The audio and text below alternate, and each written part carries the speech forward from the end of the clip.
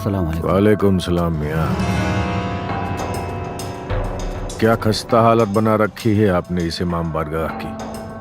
पुरखों की ये मलकियत अब आपसे संभाली नहीं जा रही है। बेहतर यही होगा कि आप इसे हमारे हवाले कर दें। ये हमारी दिली ख्वाहिश है और इस इमाम बारगाह के एवज में हम आपको वज़बुल अदा हदिया पेश करना चाहते हैं ताकि हमारे लिए जायज हो सके। मेरी ख्वाहिश है कि आप मेरा ये मुख्तसर सा नजराना कबूल करें। आपके जज्बात की कद्र है मुझे, पर अफसोस मैं इमाम बारगाह आपको फरोख्त नहीं कर सकता। पहले नजराने की रकम तो सुन ली होती जनाब। 5 करोड़ की रकम कोई कम नहीं होती। और रह गई आपके आशानी की बात, तो इस शहर में जिस भी मकान पे आपकी नजर ठहर जाए वो आपका। आपने हमारे लिए जो सोचा उसके लिए शुक्रिया, लेकिन मैं फिर से अपने वही लफ्ज़ दोहराऊंगा, मुझे आपका नजराना कबूल नहीं। या अल्लाह, हम तो आए थे तेरे दीन की खिदमत के लिए, मगर ये इससे मंजूर नहीं। मियां साहब, इस इमाम बारगाह से आपकी मिल्कियत तो जाने ही वाली है। अब आपको फैसला ये करना है कि 5 करोड़ चाहिए या 5 गोलियां। आप जुल्मो सितम से ये पाक दरगाह हासिल नहीं कर सकते। आप हमें मजबूर कर रहे हैं मियां। तो ठीक है, जो आप मुनासिब समझें।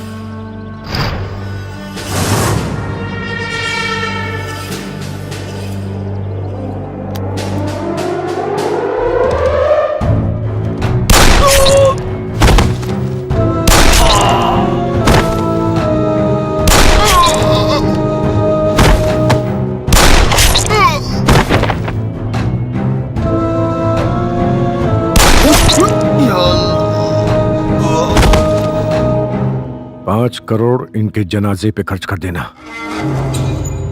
ताकि देखने वालों को पता चले किसी रईस से पाला पड़ा था।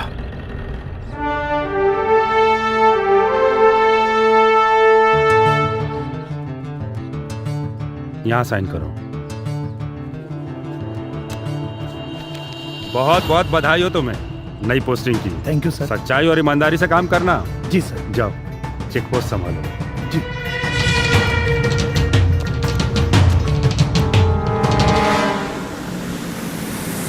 रोक, गाड़ी रोक।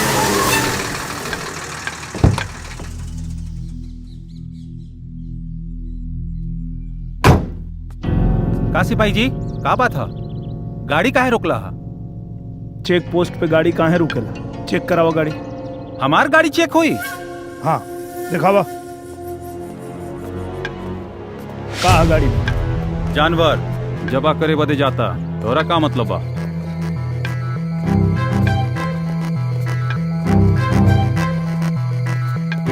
कागज दिखावा। हमनी के काम बिना कागज पत्र के होला। अच्छा, ले जा चालान कटवावा। चालान? बहुत डेंजर आदमी है ये। अबे डरात काहे बा? ले जो चालान कटवा, हम 4G रिचार्ज करवा गया होता नहीं। चला। देखा थी के हमार चालान करवावेला। अली भाई। अरे भाई भाई, यहाँ कैसे? तोहार दुन्नू सिपाही हमार गाड़ी के चालान काटे खातिर बोलले बा। भाई उ नया ज्वाइनिंग है, आज ही ड्यूटी ज्वाइन कइले बा। हम समझा देम ओकरा के, रहुआ चिंता मत करी। ना ना, अब तक तोहरा चालान काटे ही के पड़ी।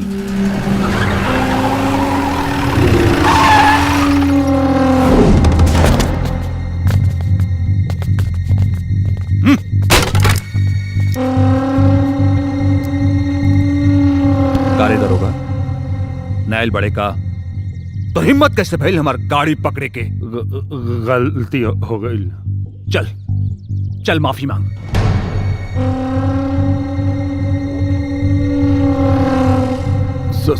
सॉरी। पैर पकड़ के माफी मांग।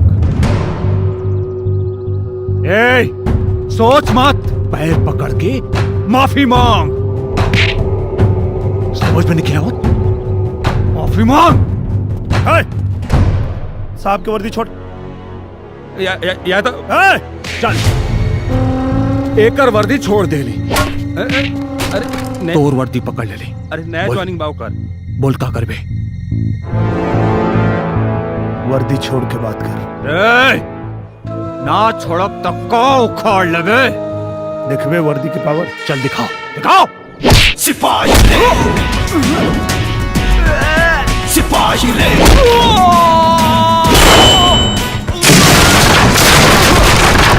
यादव पागल हो गए तुम? क्या कर रहे हो तुम? ड्यूटी कर रहा हूँ सर, ड्यूटी। तुम्हें पता नहीं ये लोग कौन है? कोई भी हो, अरे वर्दी को हाथ नहीं लगाएगा कोई। अरे नौकरी जाएगी तुम्हारी। हर हौसला बुलंद हो, मरल जियल पसंद है, तूफान खाकी वर्दी में बाबू मन के बंद खून में आ जाए जो जुनून में, ऐसा उबाल खून में आ जाए जो जुनून में, तो दुश्मनों की कर ले तो वही सिपाही रे। सिपाही रे, सिपाही रे, सिपाही रे।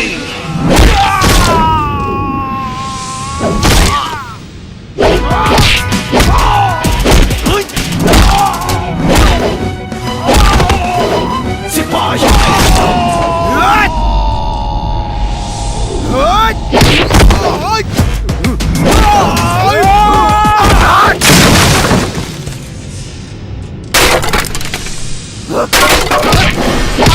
उबाल खून में आ जाए जो जुनून में, तो दुश्मनों की कर दे तो वही सिपाही रे।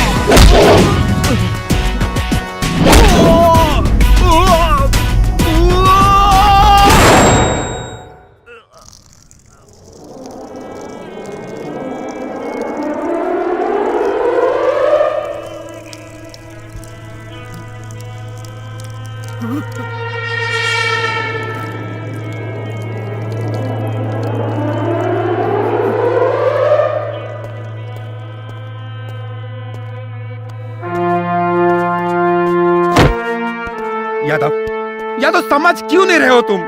छोड़ दे इसे। 1 मिनट सर, माफी मांग, माफी मांग। I am sorry. माफी मांग। सॉरी।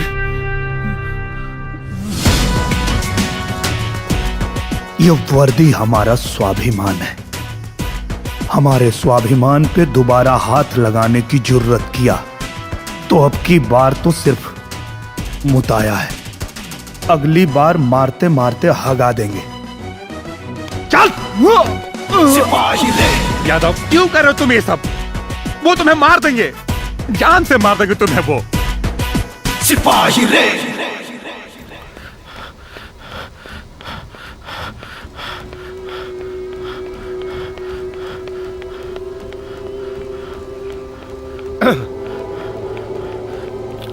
ओवर सेट नया नया रंग रूट रहे, ट्रांसफर होके आयल रहे नया नया, तोहरे बारे में जानत ना रहे, छोड़ देना चाहिए थी।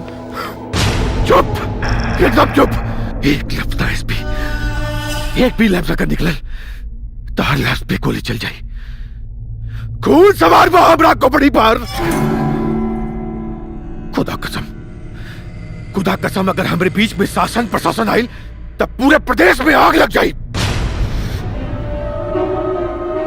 वो जवन वर्दी पहन के वदना सा सिपाही हमरे भाई के देह पे जवन जख्म देले बा, ओकर एक एक बूंद खून निकाल के वही के वर्दी पे हाथ पोछब।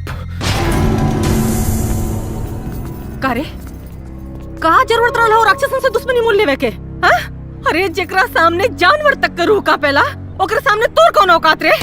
अरे माई तू कैसन बात करता? ये वर्दी हम काहे खातिर पहले बानी? गुंडा बदमाश के रोकही खातिर ना। पगला गइल बाड़ा तू। अरे जुग जमाना बदल गइल बा, हैं? गुंडन का राज चलता। अरे तो गुंडन के राज ना चले यही खातिर वर्दी पहले बानी। वाह बेटा, भले तोर परिवार मुसीबत में फंस जाओ, हैं? हमरे परिवार की क्यों आंख दिखाई? हमरे परिवार के तरफ क्यों आंख उठा के देखी, ओकर आंख निकाल ले। अच्छा, केकर आंख निकल बे? केकर आंख निकल बे रहता है? सारे लोगों के साथ जाके खड़ा हो जाइए, तोरा संगे केहू ना आई। अच्छा खासा ड्यूटी करत रहे एसपी के कुकुर के तरह जो नहीं आई ना यमराज के मुंह में। अरे माई तू काहे ने खुद समझा? चुप, तोर मतारी है, हमरा के मत समझाओ। अरे समझा ना, पहले एसपी साहब के फोन लगावा। हमरा पक्का विश्वास बा कि पुलिस वाला के मदद जरूर करी। हाँ, फोन लगाओ। अरे लगाओ ना फोन एसपी के।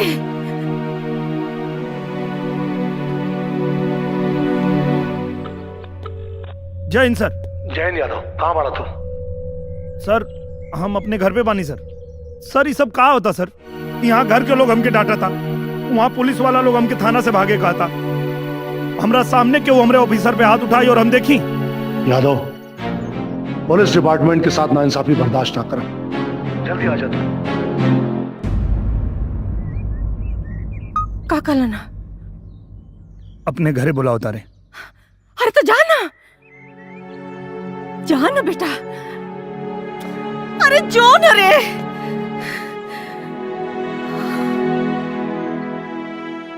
जय भगवान जी, अब एसपी साहब के यहाँ गए ना, कुल ठीक हो जाए।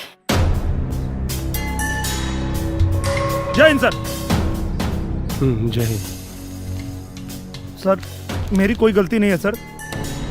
मेरे सामने वो मेरे ऑफिसर पे हाथ उठा रहा था, इसलिए मैंने उसको मारा सर। और फिर मेरे विभाग वाले मेरा साथ देने के बजाय मुझे भागने की सलाह दे रहे हैं सर। मुझे तो कुछ समझ में नहीं आ रहा सर। यादव, तुमने जो किया है ना तुम्हें अच्छी तरह मालूम है। उसके बाद भी अगर तुम्हें समझ में नहीं आ रहा कोई बात नहीं, कोई बात नहीं, सब समझ जाओगे। बस 2 मिनट वेट करो।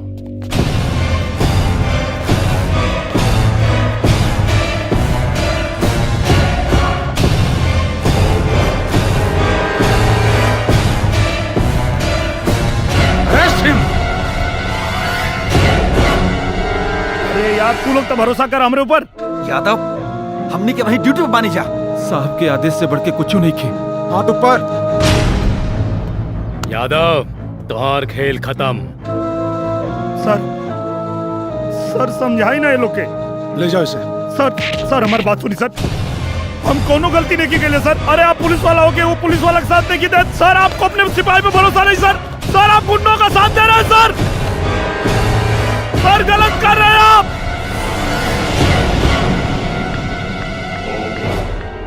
भैया वो यादव था ना?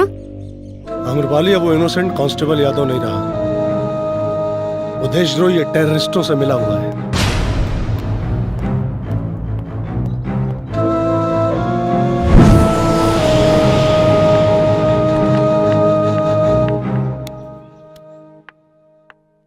पता नहीं भैया को क्या हो गया। जब तक यहाँ पे यादव रह के दिन रात जी हुजूरी करा था तब तक बहुत सीधा आदमी था, और जैसे बाहर जाकर अपना काम करने लगा आतंकवादी बन गया।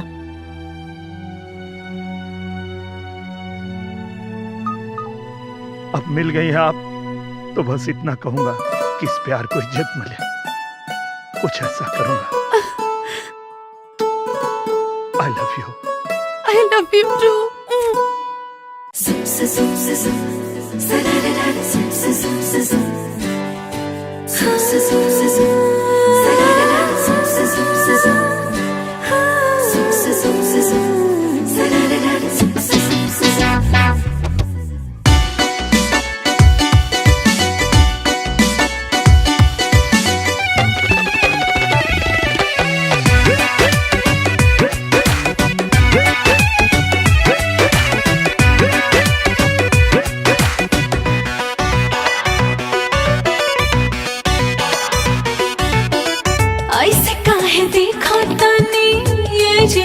चोर खाने ऐसे काहे देखा तानी, ये जे रौआ चोर खाने जवानी ये रौए हर जानी।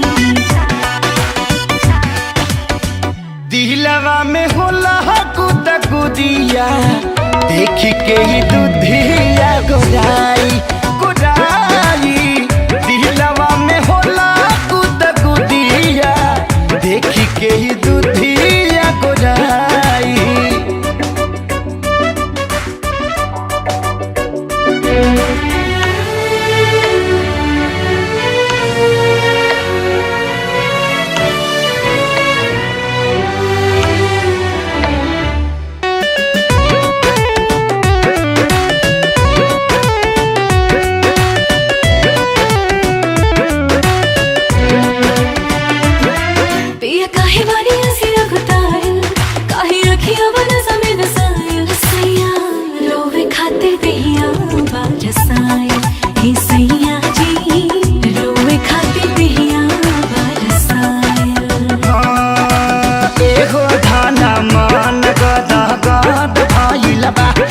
जब से चढ़ाली जवानी तो हर माध भइल बा सावधान रहुए कामयाबी सगरो हेराइल हमारी बुद्धिया देखी के ही दुधिया गोराई गोराई दिलवा में होला गुदा गुदिया देखी के ही दुधिया गोराई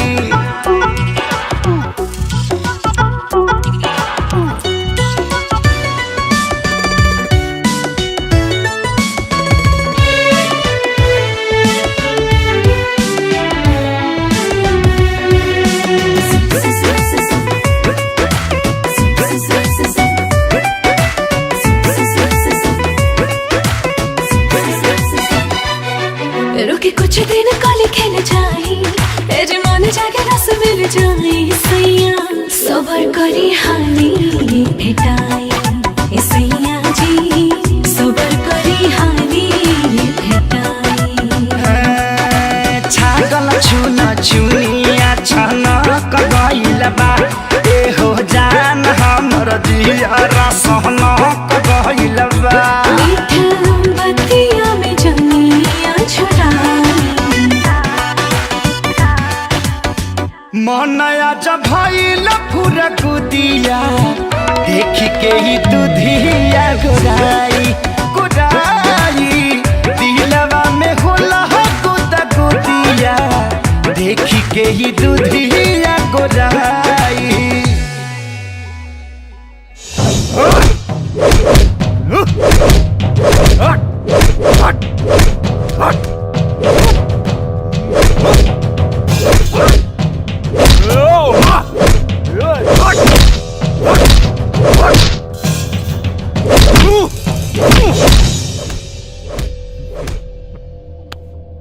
बहुत गर्मी बना तोरे खून में है?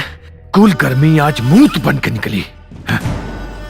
बब्बर सेठ ये एगो सिपाही के शरीर है, कितनो मरबे खाली खून निकली। मुंह तेला तोरे जैसन मौगा वो 4 लाठी में। अरे मारे के मारे के तब तक मारे जब तक कि मूत न दे। मार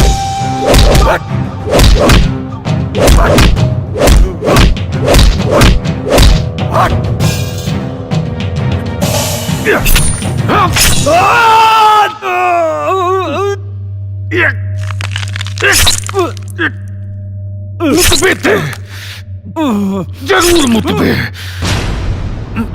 मूत।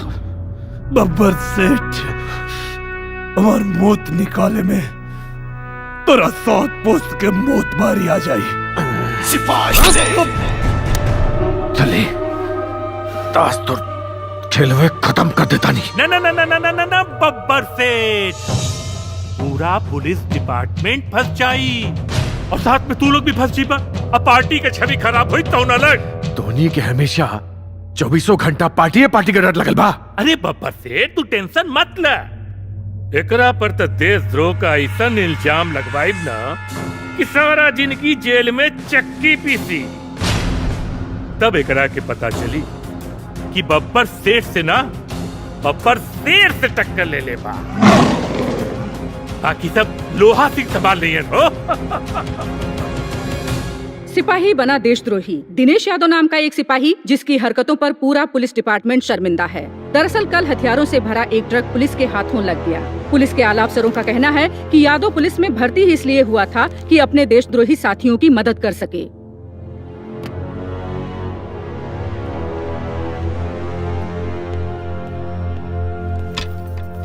भैया ये सब क्या हो रहा है? कहाँ क्या हो रहा है? सब मिलकर यादव को फंसा रहे हैं। ये सब झूठ है, यादव ऐसा हो ही नहीं सकता।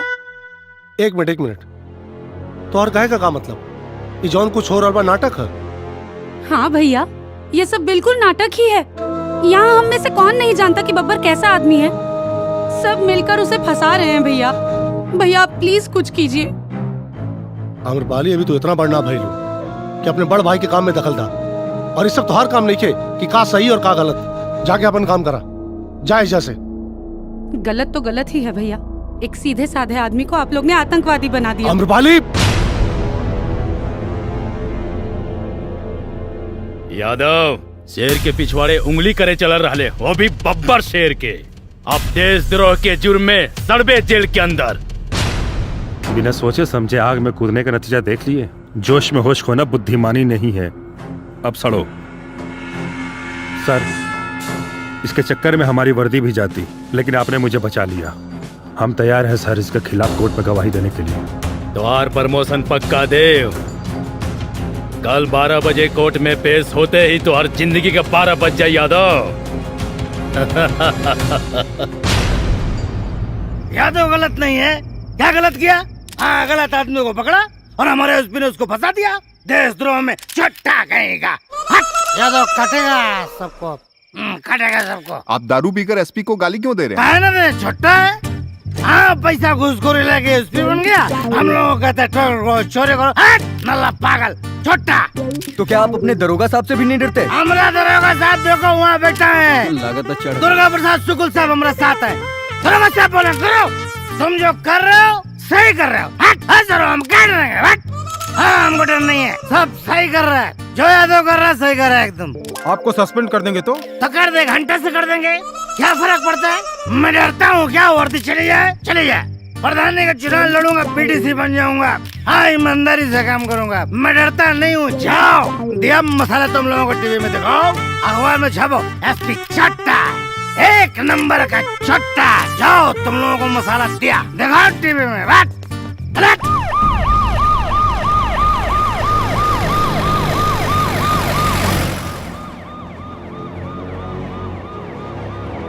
कहा हो यादव, अबे तक अकड़ गई ना तोर? हाँ, बोले रहनी ईमानदारी के चक्कर में मत पड़। ए हवलदार, बनाओ सुरती जरा। आ यादव को भी खिलाओ। हाँ, यानी जल्दी कर भैया। ये क्या मसल रहा है बे? बराबर मसल, जैसे सुरती मसल रहा है ना, इसको भी मसलना है अभी। समझ गया? अच्छी। चुप। अच्छी। अरे अच्छी। अच्छी।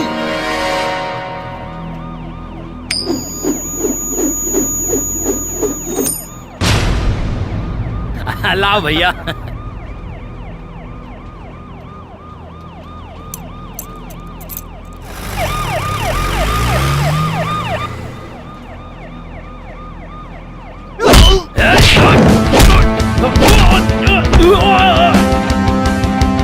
चल गाड़ी चल चल।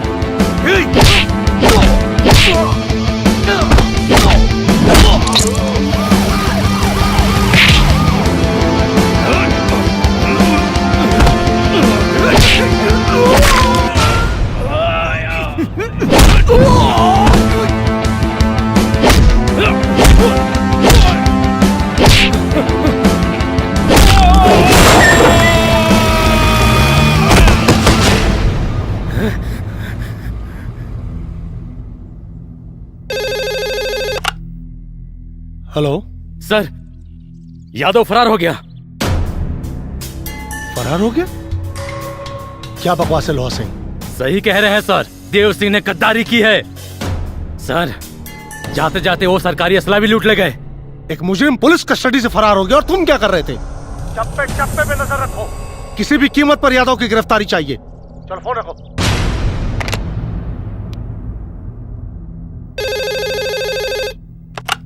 जा रे। अरे धिक्कार बात तोहनी की जिंदगी पर। एगो पता नहीं से सिपाही तोरा पूरा पुलिस फोर्स के धोखा देके चल गई, और तोहनी के हाथ में हाथ रख के बैठल बड़ा सन। खबर से बात सुनो हमारे पहले।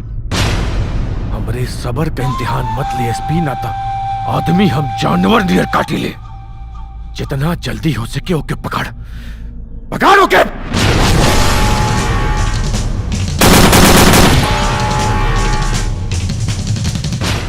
अरे खुलवा तो बहुत जरूरी है प्लीज। क्या बात हो? अरे साहब बहुत जरूरी है, तनी एसपी साहब से मिलवा दो। बोल दे ना, एसपी साहब नहीं क्या मिली हन, तारा सस्पेंड अरे कर देना। सस्पेंड तो कैले हम, लेकिन एक बार मिलल बहुत जरूरी है प्लीज। ना ना जा भैया, तू जा। साहब चल हटा। है मिठाई भैया तनी कुछ करवा ना ना कुछ ना होई। जय भगवान। आवा आवा आवा तो है लोगों ने कमी और रहा। बतासा जी सुनने में आया कि एसपी साहब आपको सस्पेंड कर दिए। ना ना हमारा आरती उतारत रहा ना, सस्पेंड ना करिए तो का प्रमोशन कर दिए। हे महाराज ऐसा में हम रोनिया कि तोहन लोग रहा जितना बोलने रहने कुल दिखा देला टीवी में। आप तो बोल रहे थे मैं किसी से डरता ही नहीं हूँ। हे भगवान, तो जब शराब या पी ले ले तो ना डराइला, आज जब शराब उतर जाला तो डराइला गिला। बहुत बेकार आदमी हवा। अब मजोले था हमार ब्याह शादी उम्र में भाई ना हो। कहाँ जा भैया, भाग जा तो कमरा सबरा फोड़ दे। भाग जा, कहा था भाग जा, भाग हट। हे भगवान का करी दादा। जिन जाई कोई लड़िया नौकरिया पिया छोड़ दे। ए सेठ का रे बिरवा खाली गई बा कि स्वीटी से हमारे बियाह के बारे में कुछ सोचबा। मारा ससुर बियाह करबा, मारा पलटा से मुंहे लाल हो जाई। अब्बे बियाह करिया नहीं, चल गिलास धर सारे चाय पिया। चलन बियाह करे आ गई ना भविष्य का दरोगा। कौन दरोगा आयल हरे? अरे एसपी के दारू पी के गरिया देले बा और सस्पेंड हो गइल बा। अभी केतनो कुछ मांगी दी है मत। अरे सरवा पहले को 2500 बाकी लगेले बा, देबे ना किलस बे। दी है मत कुछ। सेठ जय हिंद। अपन जय हिंद अपने लगे रखकर निकल नहीं से तो। बड़ा गुस्सा में लगा तारा। गुस्सा में ना हो, तनी जलेबी खिया देता, बहुत भूख लगल हो। जलेबी? हाँ जलेबी खइबा? हाँ 2500 पहले के बाकी बा, देबे ना किला आलू जलेबा खाए। अरे तारा जो तनख्वाह मिले वाली है दे दे। अरे अपन तनख्वाह लेके ओहरे रहा। मैंने सस्पेंड हो गई तो ना देबा खाए के। तब ले बुढ़ा घोड़ा के घास से ना दी। अरे तो डकैत ना है, दे दे। हमारा साथी होते पूछ। अरे हम साथी होती कुछ नहीं की। अरे एकदम फर्जी आदमी बा। पलट गई, दारू पियावत रहनी हो। ना ना देखो थे तू लोग के ईमानदारी। ज्यादा बहुत भूख लगल हो। अरे निकल ले जा। पूरे वक्त में साथ छोड़ देला, तू देला छोड़। कहीं और चल जाए, निकल ले, भाग हट भाग सारे। निकला ना, कहली फर्जी आदमी बा।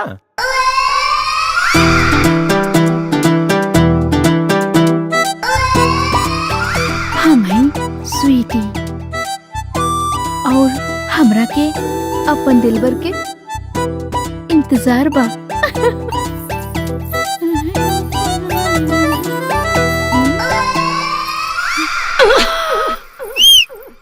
आई हाँ ए सिपाही जी,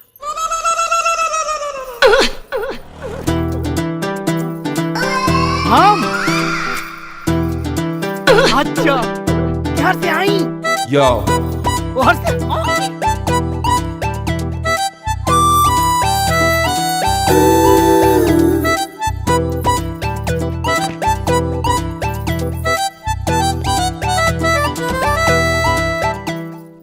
काहे बोलौलू हो? बैठा ना।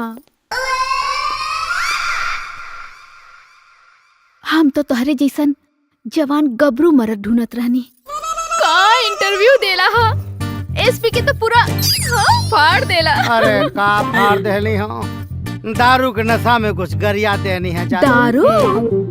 तू दारू भी पिएला? आई तो के दारू पसंद है का? अरे मायू हो। अच्छा तब बतावा कि अब क्या करे कहो? का करे के हा? हम ना तो पे फिदा हो गए हैं। और ना हमरा के तो से मोहब्बत हो गई बा। भूखे पेट मोहब्बत होला का? सूखे संड घूमतानी खाए के है ना जलेबी तक गुप्तवा ना देले सो। अच्छा हाँ बिना पैसा रुपया के मोहब्बत ना होला। बस इतनी सी बात? हाँ मिल जाई। क्या दे?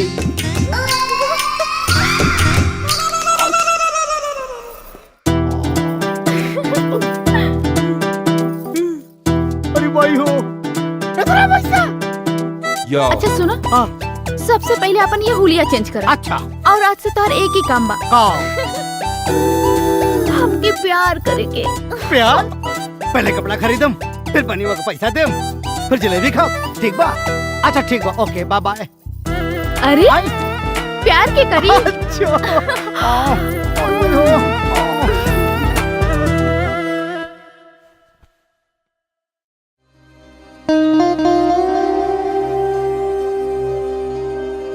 आई लव यू मैडम जी, आई लव यू।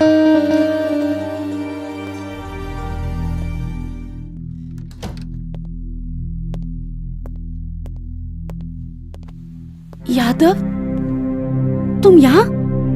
चिंता मत करी मैडम जी, हम यहाँ आपके कोनो नुकसान पहुंचावे नहीं खियाल, बस ही जाने खातिर आयल बानी कि आज पूरा दुनिया हमके देशद्रोही साबित करे पे लागल बा। का रहुआ भी हमके देशद्रोही समझता नहीं? बिल्कुल नहीं यादव, तुम पहले भी मेरे लिए हीरो थे, हो और जीवन भर रहोगे। थैंक यू मैडम जी। यादव, मैंने तुम्हें एक मैसेज भेजा था। हाँ मैडम जी, हम वो जवाब देवे की कोशिश कैले रहनी, लेकिन ओकरा पहले ही सब महाभारत हो गई। पर मुझे तुम्हारा जवाब मिल गया।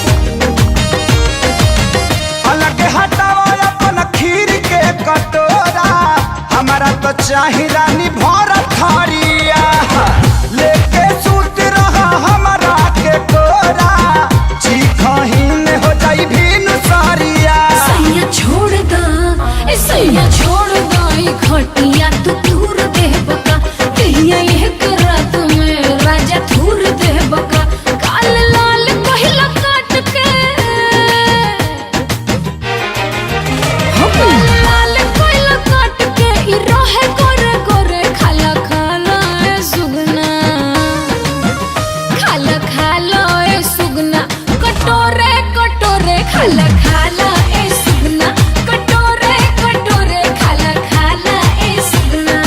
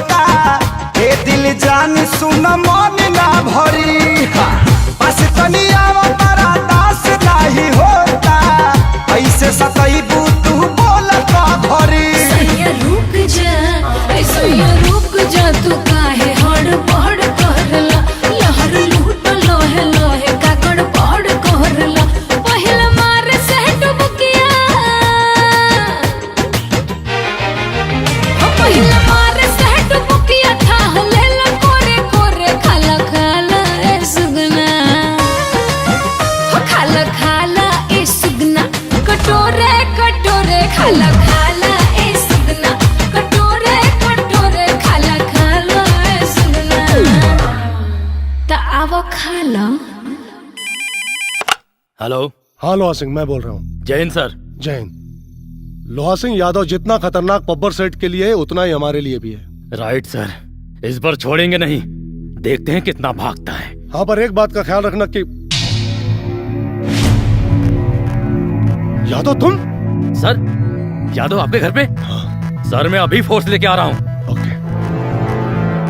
डरी मत, हमके पता बा, हमरे वर्दी के दागदार बनाव में बब्बर के साथ आपके हाथ है, लेकिन हम आपके माफ कर देंगे। वो एक खातिर ना कि आप हमारे सर हैं, एक खातिर काहे कि आप हमार होखे वाला सार हैं। क्या बकवास है? दिमाग खराब हो गया तुम्हारा। दिमाग एकदम सही है, यही से आपसे विनती करत हनी, लड़ाई में आप हमारे साथ हो जाए और दुनिया के बता दी कि हम एगो भगोड़ा ना, ईमानदार और मर्द सिपाही हैं। तुम्हें क्या लगता है यादव, तुम एक बार भाग क्या गए, क्रांतिकारी हो गए? फोर्स आ रही है, बच नहीं पाओगे। जब तक बब्बर और तोहरा जैसन लोग के असलियत जनता के सामने ना ले आई, तब तक हमके पकड़ल तो दूर, छू भी ना पाएगा। नजर घुमा के देख लो यादव, तुम गिर चुके हो अभिमन्यु की तरह। सरेंडर कर दो, नहीं तो मारे जाओगे। जब तक हमार मिशन पूरा ना हो, हमके मारे में यमराज के भी पसीना छूट जाए। एक बात और, एक कलयुग है और कलयुग के अभिमन्यु के ही पता है कि चक्रव्यूह कैसे तोड़ल जाला। ये क्या बेवकूफी है?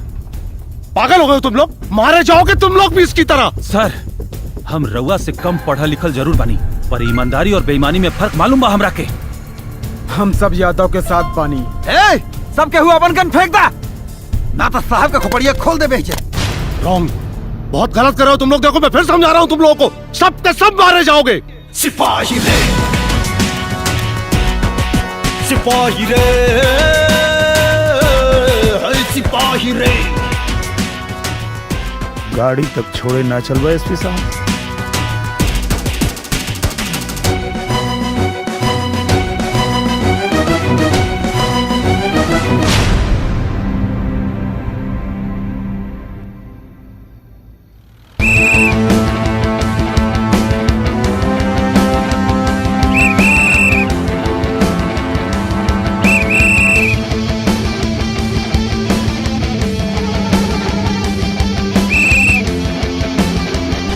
हमके एगो बात नहीं समझ में आवत। मतलब पुलिस फोर्स इतना निकम्मा हो गई बा कि एगो सिंगल पसली के आदमी पूरा पुलिस फोर्स के चकमा दे के निकल गई, अब पुलिस वाला हाथ पे हाथ धर के बैठे लगे सर।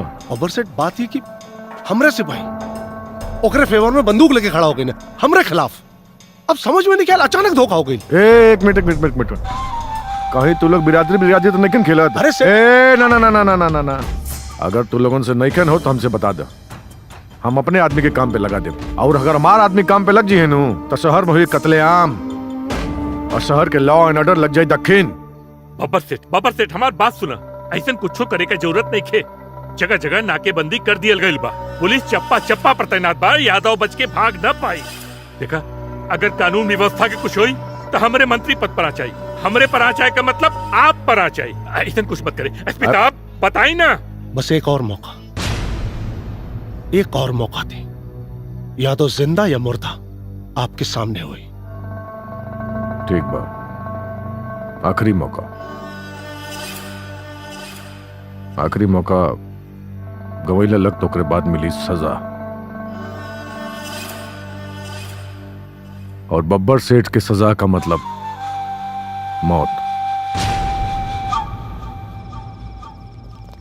यादव, कुछ ऐसी बातें हैं जो मैंने तुम्हें नहीं बताई।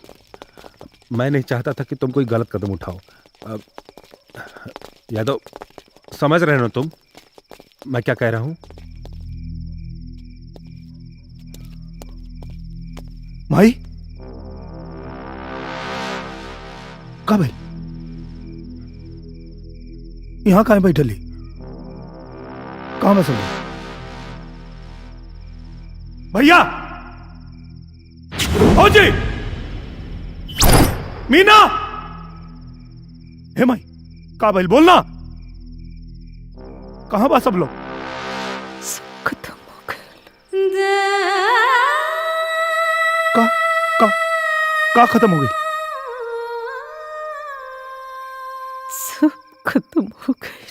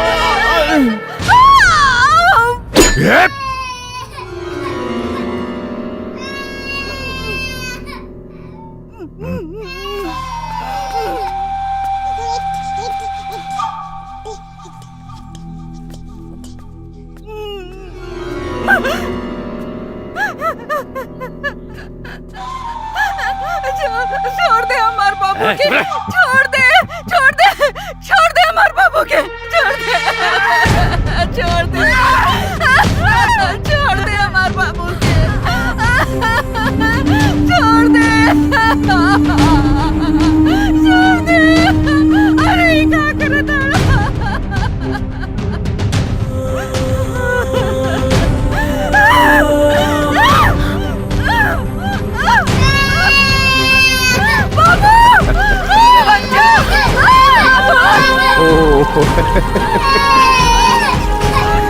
छोड़ दे हरामी।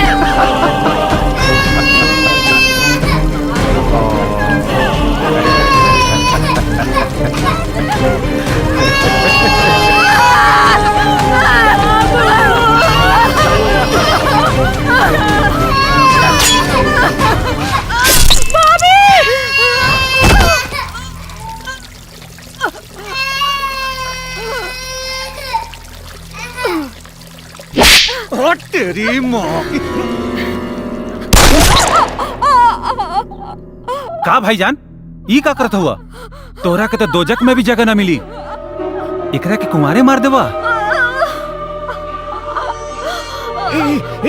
मार मत, मार मत।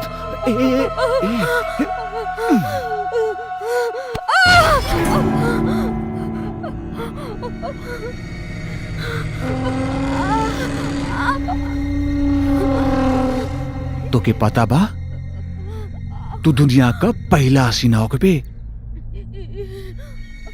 जी मरत मरत भी जवानी का मजा चख के मरबे।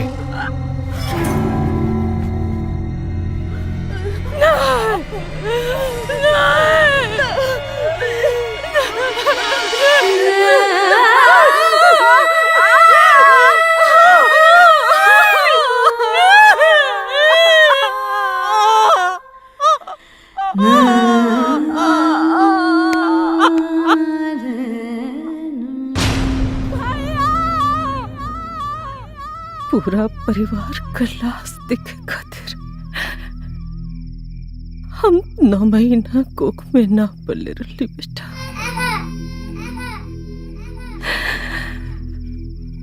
अब जिहाद एगो सिपाही नियन और मुरियाद एगो सिपाही नियन।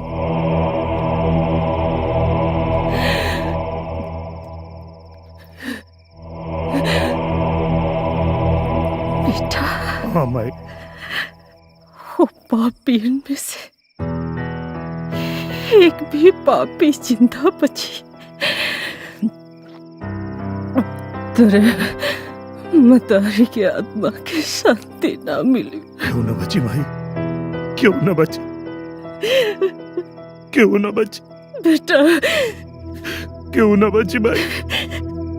लड़ाई में तो और मौत भी हो जाए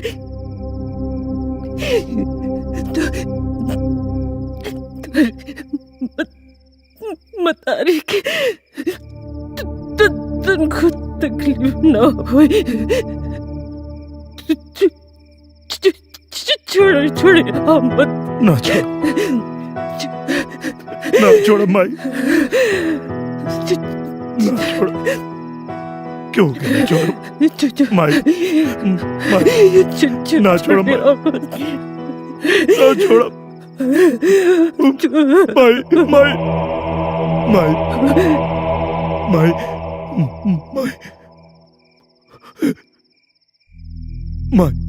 माई, माई, माई, माई, माई, सब छोड़ के चल गए, तू छोड़ के मत जा भाई, तू छोड़ के मत जा भाई, मत जा भाई।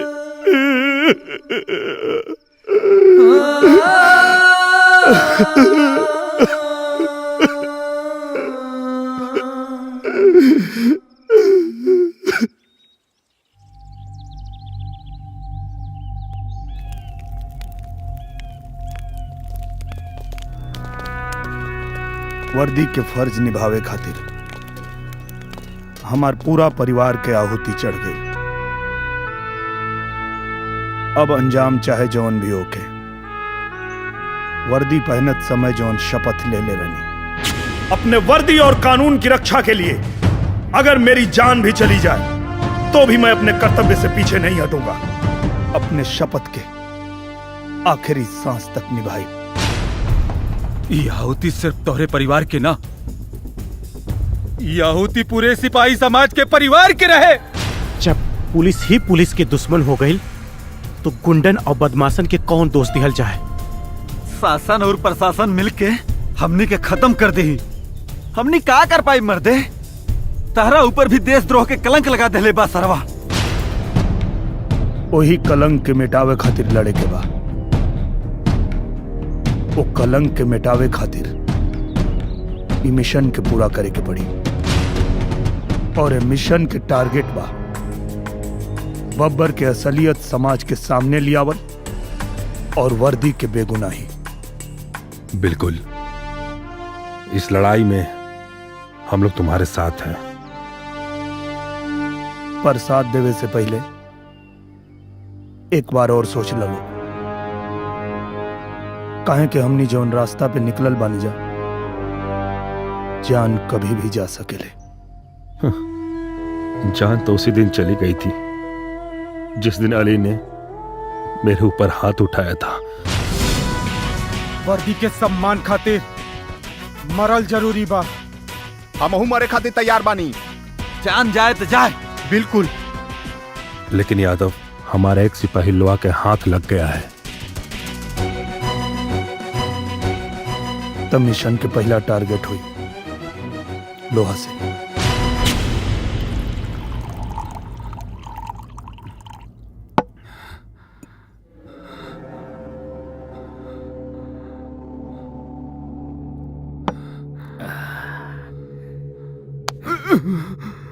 हमके पता तो यादव के बारे में जाने ले। ना साहब, हमके कुछ पता नहीं। बोल ससुराऊ कहाँ मिली? ना साहब, हमके ना मालूम। बता दे ना तो तोरा के। ना साहब, हमके कुछ पता ना। मार के तोर चटनी बना दे। ना साहब, हमके कुछ पता ना। नहीं क्या पता तोरा के? नहीं साहब, हमके कुछ बहुत पता ना। मार हम सच कहता नहीं साहब, हमके कुछ पता ना। बहुत मार पी रे। नहीं साहब, हमके कुछ पता ना। अरे तू खड़ा खड़ा मुंह का देखा बड़े, जो जाके दारू ले आओ। जी सर।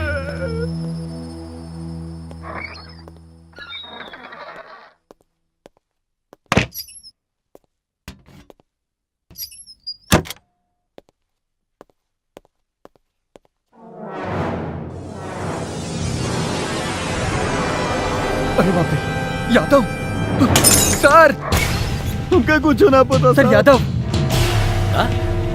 यादव जी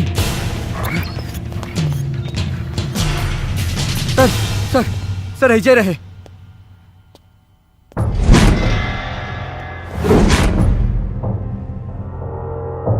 ससुरा, दारू हम पीले बानी और नशा तोरा को।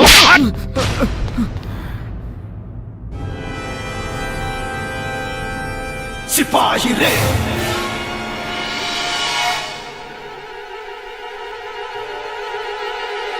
सिपाही रे,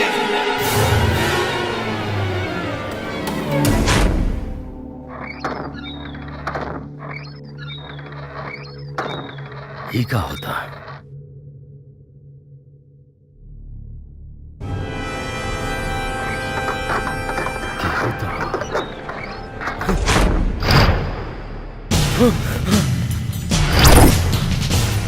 तू हमरा के खोजता रे और हम तोरा के।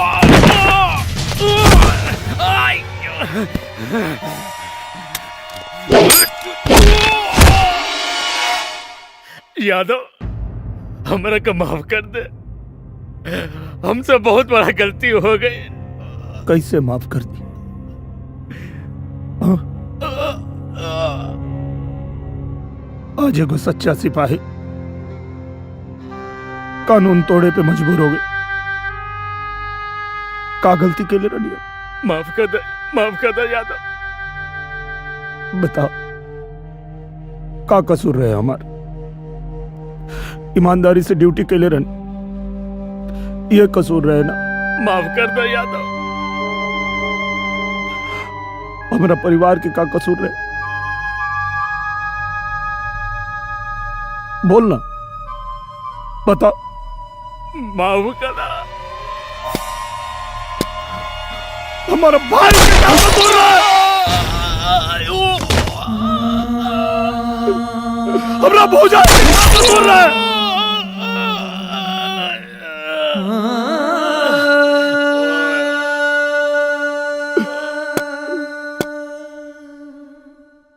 हमार मासूम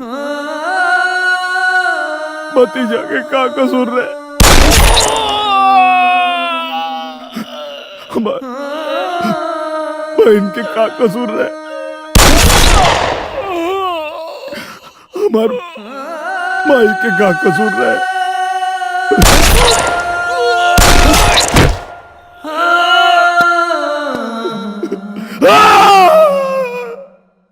नया मॉडल बुझाता रे। हाँ भैया, हाँ? कल रात में मंगवाई ली। हाँ ना, तो 8-10 गो और भी मंगवा ले। लेकिन ठीक हो भैया, ठीक ले रहा।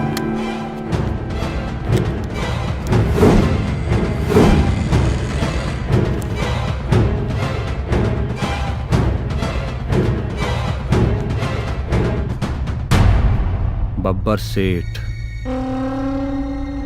15 अगस्त से पहले तो आतंक खत्म करके जनता के सामने कुत्ता के मौत ना मर ली तो हमरा नाम के कुत्ता पोस ली है। तेरी मोह की हट।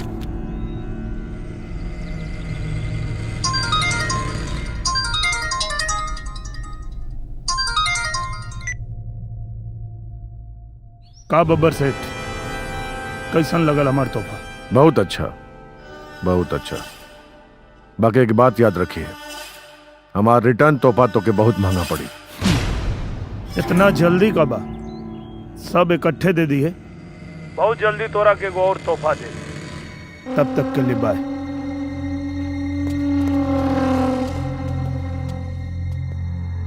Oh my God, oh my God. खाली लाल बत्ती में घूमत तू लोग। और जदुआ तोनी के छाती पर बैठ के तांडव कर रहल बा। देखा बब्बर सेठ, आप चिंता मत करी, सब व्यवस्था जल्दी हो जाए। ए मंत्री, नेता वाला भाषण ना, हमके रिजल्ट चाहिए, रिजल्ट। यादव चाहिए हमके। बची ना, पुलिस वाले के मर रहे बब्बर सेठ। कौवा कौवा का मांस ना खाला। हेलो, हाँ एसपी संजय पांडे, जितना जल्दी हो सके बब्बर सेठ के घर पे पहुंचा फोर्स के साथ। एम्बुलेंस लेके आवा, लोहा सिंह का मर्डर हो गई बा, जल्दी आ, fast. Hello mister Gyanilal Gupta, how you? अरे बड़ा लाल पियर पहन के टहरत हुए भाई। उसके ऊपर मत जाओ। सबसे पहले 2500 तुम्हारे 2500 रुपए का उधार। ये बाकी वाला है 500 ज्यादा है, उसमें से 250-250 तुम दोनों टिप ले लेना। जियो से। और सुनो करे कहाँ से इतना पैसा पागल कि पैसों दे देला से टीपो देता। नौकरिया फिर से लग गई का? नौकरी नहीं, छोकरी मिल गई है। छोकरी? छोकरी मिल गई है। दरअसल उस दिन जब तुम लोगों ने मुझे डांट कर भगाया, मैं बहुत मायूस था। मैं रोड पकड़ कर जा रहा था। अच्छा। जैसे ही गुप्ता रोड पकड़ कर गुप्ता चौराहे पर पहुंचा तो मैं टर्न मारा गुप्ता गली में, और गुप्ता गली में गुप्ता निवास के पास एक खूबसूरत लौंडिया ने सीटी मारी। भाई लौंडिया खूबसूरत थी, मैं ऊपर छत पर गया, वो मुझसे लिपट गई। उसने कहा तुम्हारी खूबसूरती पर, तुम्हारी गबरू जवानी पर मैं मर रही हूँ, तुमसे मोहब्बत करना चाहती हूँ। मैंने भी उससे कहा तुम फिदा हो गई हो तो मैं भी तुम्हें पसंद करने लगा हूँ। हम लोगों ने रोमांस किया, उसने हमें पैसे दिए और उसने कहा सिर्फ आओ मुझसे रोमांस करो, तुम्हें पैसे ऐसे ही देती रहूंगी। एक मिनट, पेड़ा कैसे है? 300 रुपया किलो। 500 रुपए पकड़ो, 200 रुपए टिप रख लो और मुझे 1 किलो पेड़ा दो, मुझे बजरंग बली को चढ़ाना है। अरे तो टिप दे। Don't waste time, time is money, money is time, please जल्दी करो। अरे अंग्रेजी मत झाड़ दे थे ना तो लगा के उन्हें आवे। अरे नौकर तुम खड़े खड़े क्या देख रहे हो? के नौकर नौकर नहीं तो क्या मालिक बोलूंगा गधे। बाल झड़ गए तुम्हारे पागल कहीं के। हाँ चलो मीठा लाओ, पट पट पट पट पट पट। दरअसल क्या है कि कल 2 बजे का टाइम मैंने उस लौंडिया को दिया है। लौंडिया ने मुझे 2 बजे अपने घर पर बुलाया है, इसलिए बजरंग बली को प्रसाद चढ़ाकर मैं वही जाऊंगा। Bye bye. ले निकल यहाँ से निकल। अंग्रेजी बोला था करे कौने ही छोकरी और लवंडिया के बात करत रहली। सुनला है का ड्रेसवा बतावला से? कौन एड्रेस? गुप्ता चौराहा, गुप्ता रोड, गुप्ता गली, गुप्ता निवास। अरे तोरे भदेली में चाटता। अरे सरवो है बतसवा। हाँ टाइम कितना बतैला सकाल? 2 बजे। 2 बजे? हाँ। कल 2 बजे सारे के रगड़ल जाई जरूर। अरे बतसवा कोड दे तो के।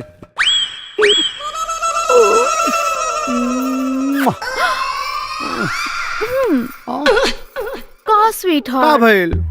स्वीटी कितना स्वीट से ओट छोड़ के कहाँ लागल बड़ा? ए करे जा, तोरे बदन में जहाँ भी छुईला लागल रसगुल्ला टपकत हो। साची। आई तो हर करे जा धलकाता है, इतनी तेज का है। आई लगता कि राहु के तू आ गई। राहु के तू? भैया भैया कहाँ जा गले तोहार? अब हम घर के कहाँ छुपाई?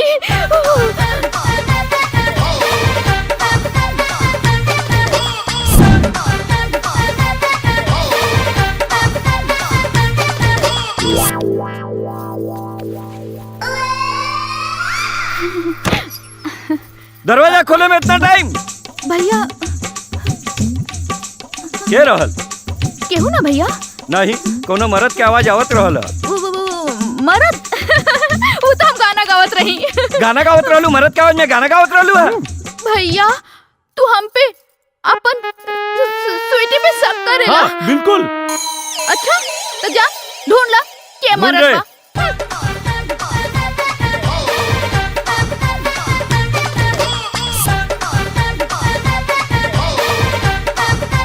भैया हो गल सब शक दूर?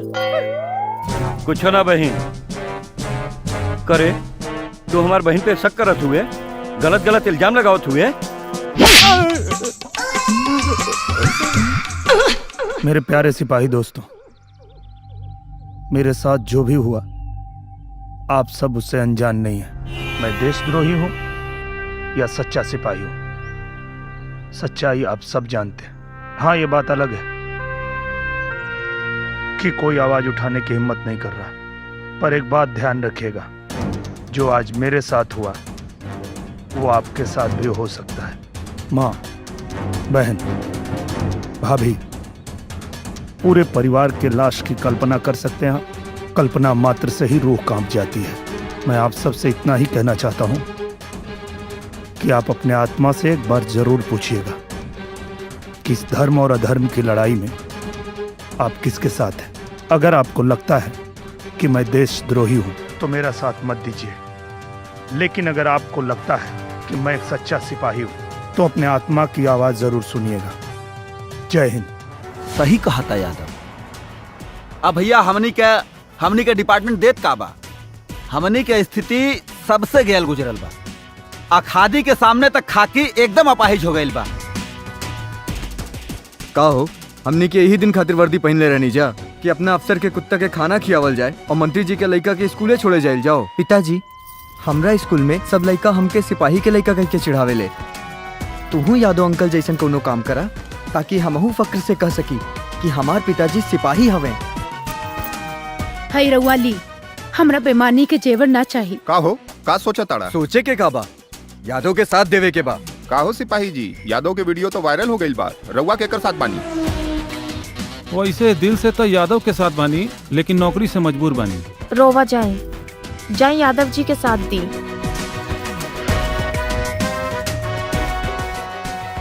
जाए यादव जी जैसन इज्जत कमाई। शूटिंग कर चल ले गल न वीडियो। अरे बिना सोचे समझे काम करे का कौन जरूरत रहे, वो कर लो मुराद पूरी। अरे ऐसे तो हम परेशान हो गए बानी, एक दिमाग में नहीं काम करता। कुल खून के गर्मी कपार पे चढ़ गिल भाई करे, मन करता निकाल के चप्पल मारी जा चप्पल भाई। अब भैया का करी, हमारा का पता रही यादव। चुप। अब का करे के बताओ लोग। जेल जाए के पड़ी हैं? दोनों जने के जेल जाए के पड़ी और का? ए सुना, दहिया के चमड़वा निकलवा के भूसा भरवा दे वहीं। हाँ, भूसा भरवा दे।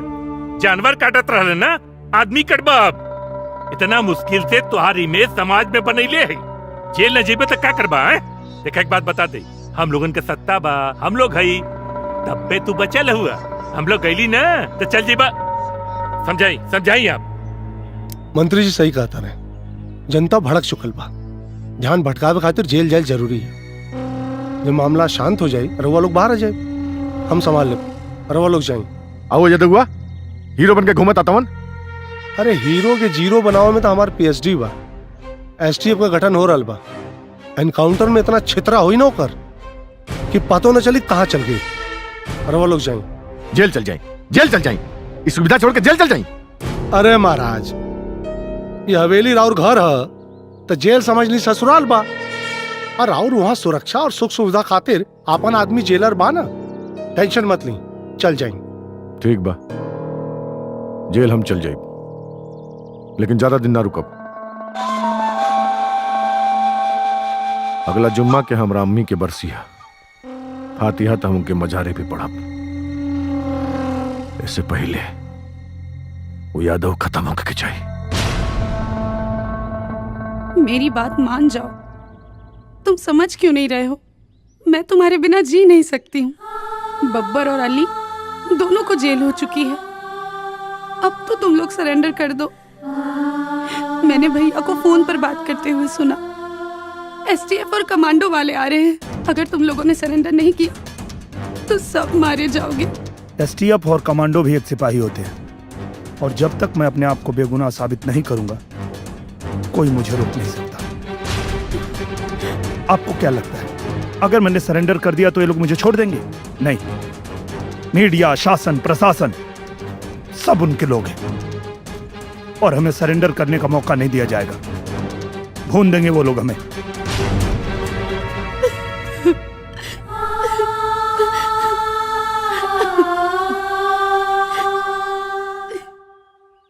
चिंता मत करो, मिशन पूरा करने से पहले मरूंगा नहीं मैं। जौन वीडियो के लिए कितना बवाल मचैले बड़ा लोगन, यादव कोनो युधिष्ठिर ना बड़न कि जौन कहियन सच कहियन। बाबा सेठ के और उनके लड़का के जेल भेज दियल गइल बा, और वीडियो के जांच के लिए फोरेंसिक लैब भेज दियल गइल बा। हाँ बताइए आप एसपी साहब। देखिए, हमने यादव को सरेंडर करने का पूरा मौका दिया, लेकिन वो हमेशा भागता रहा। अब एसटीएफ का गठन हो गया है, और यादव को देखते ही गोली मारने का ऑर्डर पास हो चुका है। रही बात उस वीडियो की, तो नेताजी एक ईमानदार जनप्रतिनिधि हैं और मैं एक रिस्पॉन्सिबल पुलिस ऑफिसर। अभी आप लोगों पे डिपेंड करता है कि उस भगोड़े मुजरिम की बात मानते हैं या हम जैसे जिम्मेदार लोगों की। एक्सक्यूज मी, चलिए। प्रणाम। अरे मालिक का चाका जवाब बनी है गोलगप्पा। अबे नौकर, ठीक से साफ करो, गर्दा दिखना नहीं चाहिए। ओके। अरे पतली कमरिया हिलावे लपा लपा। अरे मालिक का चाका जवाब बनी है गोलगप्पा। बड़ा गाना गा होता रे भाई। गाना इसलिए गा रहे हैं कि बहुत खुशी की बात है। खुशी? यस। कौन सा ऐसा खुशी मिल गई भैया? कल मैं अपनी गर्लफ्रेंड के साथ रोमांस कर रहा था, तभी एक हलकट टाइप राहु और एक चिरकुट टाइप केतु आ गया। वो दोनों दरवाजा खटखटाने लगे। मैं घबरा गया, मुझे लगा कि आज तो मैं पकड़ा गया। लेकिन हमारी गर्लफ्रेंड बहुत तेज टाइप निकली। उसने कालीन में लपेट कर एक कोने में मुझको खड़ा कर दिया। वो दोनों राहु केतु पूरे घर में ढूंढते रह गए, हमको पाया नहीं और लौट कर चले आए। और उसके बाद मैंने वही कालीन बिछाया, अपनी गर्लफ्रेंड को लटाया और फिर क्या क्या क्या क्या हुआ जिसकी तुम लोग कल्पना नहीं कर सकते हो।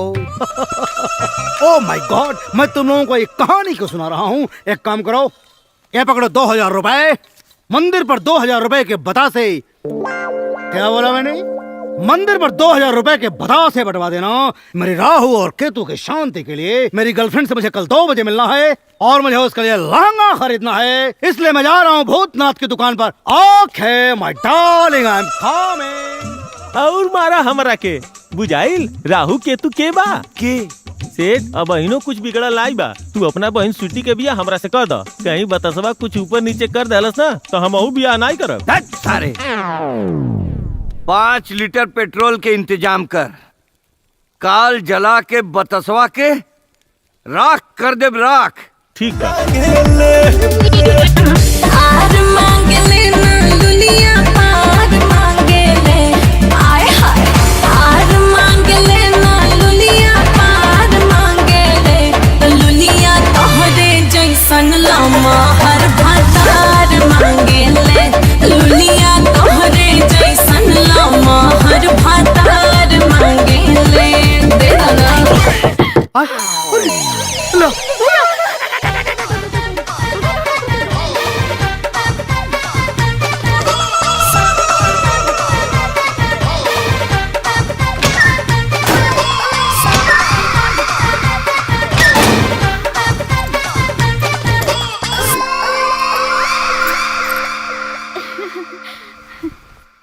भैया चुप। का भेल भैया? चुप रह। घर में बहुत बुरी आत्मा घुसल है। अच्छा आत्मा? आज पेट्रोल छिड़क के हवन कराबो के जलाई, पक्का जलाई। नहीं भैया, ऐसा तो कुछ नहीं बा। बिल्कुल है, बहुत कुछ है। ई का कर? अरे जल्दी जल्दी छिड़क, जल्दी जल्दी छिड़क। नहीं भैया, जल्दी जल्दी छिड़क।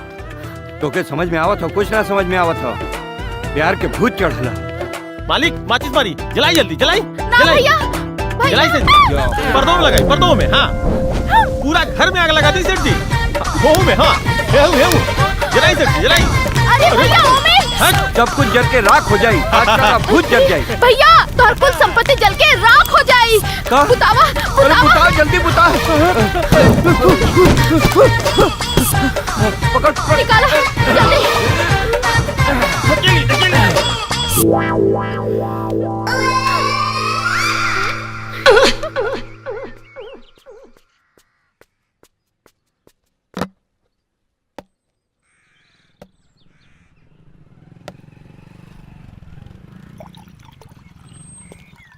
Yo.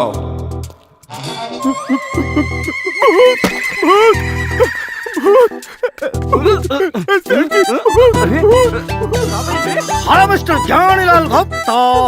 सारे कहाँ घुसा रे? ऐसा होत रहे? अरे मैं बतासा हूँ, बतासा। अरे तू जिंदा कैसे बढ़े? आए? मुझे मर जाना चाहिए था क्या? न कहीं तुम लोग मेरी मौत की साजिश में तो नहीं लगे हो? न क्योंकि कल तुम्हारी ही तरह 2 गधे राहु केतु घर में आग लगाकर मुझे मारने की कोशिश कर रहे थे, लेकिन वो तो मैं बच गया। मेरी गर्लफ्रेंड खुदा की बनाई हुई नंबर 1 पीस है। जब वो दोनों गधे घर में आग लगाए, मेरी गर्लफ्रेंड ने मुझे संदूक में बंद कर ताला लगा दिया और ताला लगाने के बाद चाबी आग में फेंक दिया। अच्छा। हाँ, और इसके बाद जब वो जलने लगा तो फिर लड़की ने कहा, मेरी गर्लफ्रेंड ने, देखो तुम्हारी सारी प्रॉपर्टी जल रही है। दोनों गधे अपनी खोपड़ी पर लाद कर बॉक्स बाहर निकाले और मैं बच गया। मेरी गर्लफ्रेंड से मेरी शादी होने वाली है, वो आने वाली है। तुम लोग फटाफट 15 किलो मोतीचूर के लड्डू पैक करो, हमें मंदिर में शादी करनी है। 1 मिनट फोन करता हूँ। Darling, oh my darling, my sweet heart, my baby, come on, जल्दी आओ। मैं वेट कर रहा हूँ तुम्हारा। ओके ओके। अरे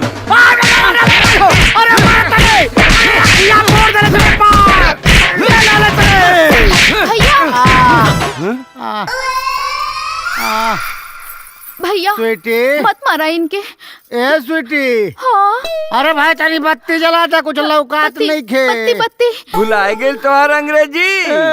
अब सीख गईला भोजपुरी तू। सीख गए नहीं बाबू। है ना? अरे मेरी भाई हो। ए स्वीटी ए बचा लाम के मार डरे कुलो। का हाल बना देले बा। छोड़ दे भैया इनके। कहे छोड़ दी? अरे का भैया हम इनका बच्चा के माई बने वाला बानी। ए भैया ए ज्ञानी गुप्ता भैया हमके जाए दा, हम जाते हैं लुधियाना। कोई खेती वेती करब कुल भैया छोड़ दम के जाए दा। कहीं ना जाके ब्याह करके ही जाके पड़ी। का करबा ब्याह करके? इतना पेल के मार दे ले हवा, आँख हो गए हवा अनहर। जितना लड़का बच्चा पैदा हुए सारे कुल अनहर पैदा हुए हैं। अब चाहे अनहर पैदा हो चाहे ढेबर पैदा हो। अच्छा तो के तो ब्याह कर ही के पड़ी ससुर। हमार का होई? तू मामा बन जाइए सारे। मामा चुप।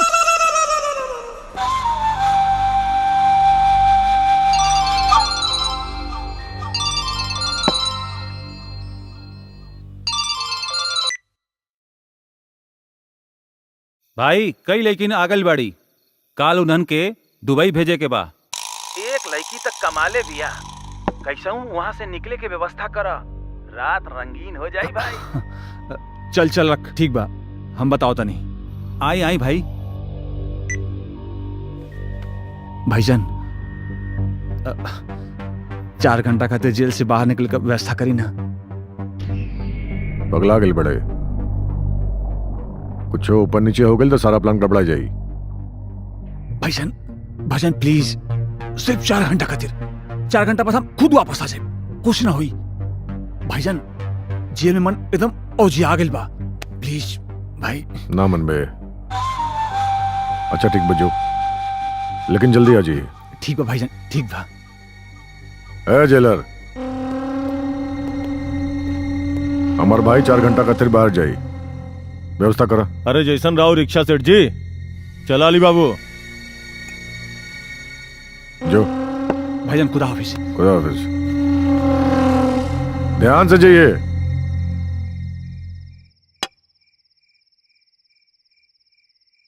तू कल चली जाएगी तो मैं क्या करूँगा? तू याद बहुत आएगी तो मैं दुबई चलाऊंगा। भाईजान आओ तनी। तुम जाओ, उधर जाओ शू शू करने।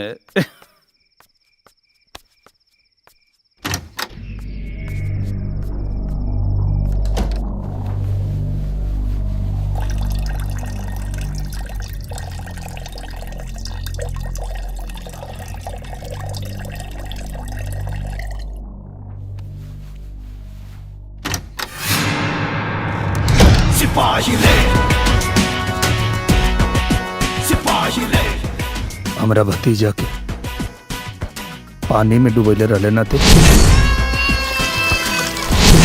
आज तोरा के तोरे मौत में डुबाए, ताकि तोरा आत्मा घिना के तो शरीर छोड़ दे।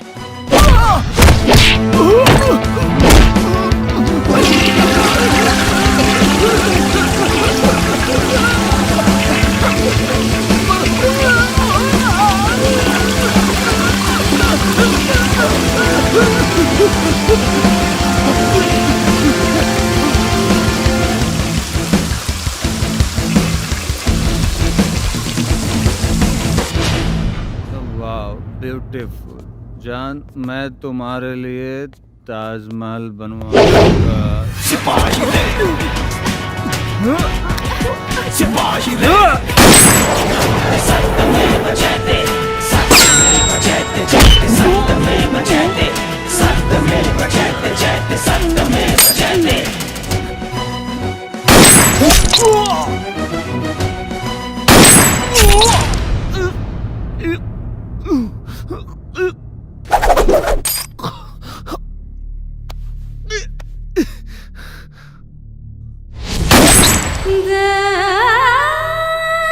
मार मत मार मत मरिए मत। मरे से पहले तोरा के नपुंसक बनाई ताकि गलती से भी धरती पे दोबारा जन्म लेबे तो नपुंसक बन के पैदा होबे।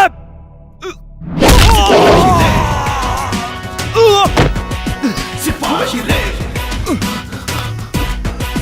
सिपाही रे मरिए मत मरिए मत सिपाही रे मरिए मत।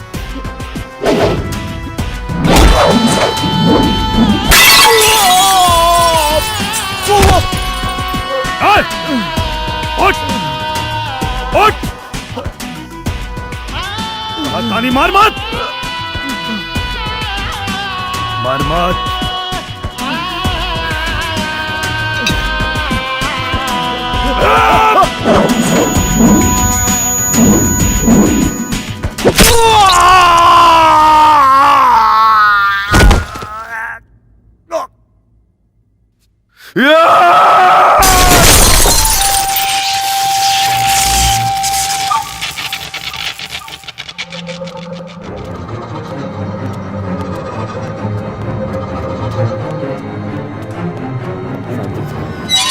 केहू के ना छोड़ो, मार दे, छोड़ो अपना, मार दे ओकरा के,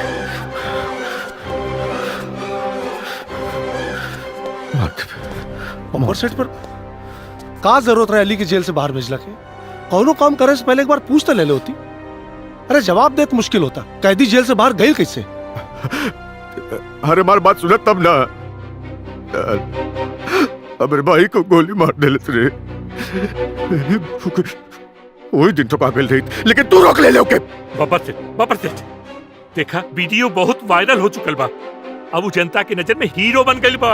अरे सिपाहियन की नजर में तो पहले से हीरो रहल। हमरा से तो मीडिया के सामने जवाब देते नहीं खे बना था। लगा था कि सत्ता भी हाथ से चल जाई। सत्ता चल जाई, सत्ता चल जाई। हमार जिगर से प्यारा भाई चल गई तो क्या सत्ता के लगल बा? कान खोल के सुन ले तू लोग, अगर ज़ारत से पहले वो युद्ध हुआ ना ठोकाइल तो तू लोग तो तोड़ के फेंक दे।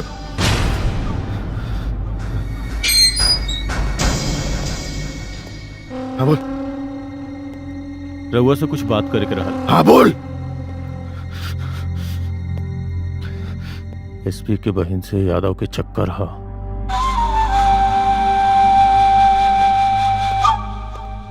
करे गद्दार नमक हराम, तोरे बहन का चक्कर बाऊ यादव से और तू हमें आज तक न बतौले। हम खुद शर्म से डूब गए बानी। यादव के खून से हमारी इज्जत वापस आई। अरे एक नंबर के बेवकूफ बाड़ू तू, एक नंबर के बेवकूफ। ये बात पहले ही बता दिले होते, बिल्कुल करे कन्नो बते ना आइत। एक काम कर, जो जाके अपना बहन से कहा कि तू ऐसे ब्याह कर तैयार बड़े, वो खुशी के बारे उजे जाई और उजे ठोका जाई। अरे लेकिन साथ में हमारी बहन भी तो रही, वो मर जाए। अरे बेवकूफ, बहन पहले निकली और बाद में ठुकाई। जो जितना एक्टिंग करे मैं जो कर। ए मंत्री सुन, एक बहन जाई उसे मिली। हमार 100 गो हथियार बंद आने पुलिस बन के जाइए। पुलिस पर भरोसा नहीं किया हमके। वो जैसे निकले ठोक दोगे। और एसपी की बहन का कहा? कुर्बानी खाली हमार भाई हुए दी।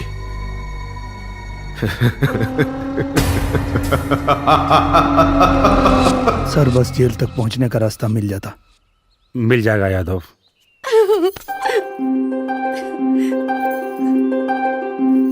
का बात बा? बहुत खुश लगा तारू। बात ही इतनी खुशी की है, भैया को अपनी गलती का एहसास हो गया है और वो हमारी शादी के लिए राजी हो गए हैं।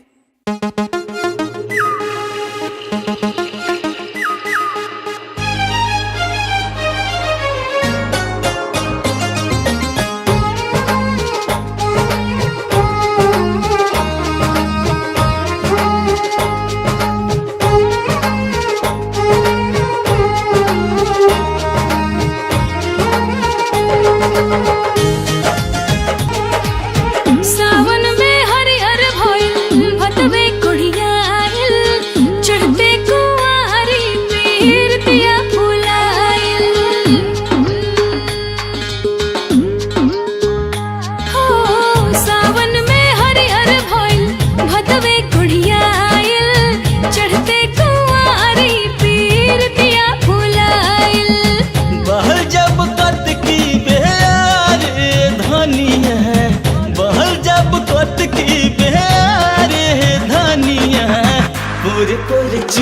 लागल प्यारे धनिया पोर पोर छुए लागल प्यारे धनिया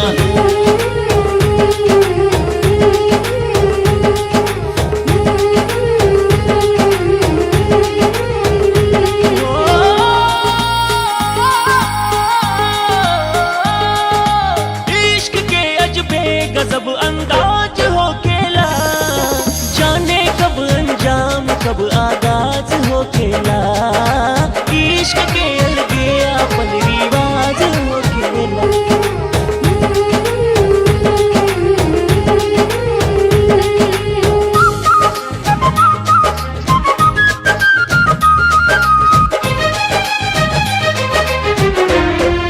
लागल प्यारे धनिया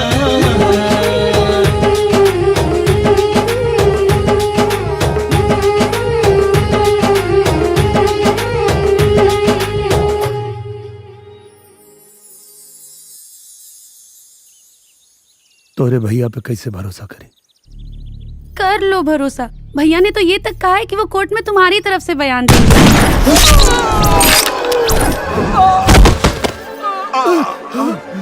रामदीप राजेश रामदीप राजेश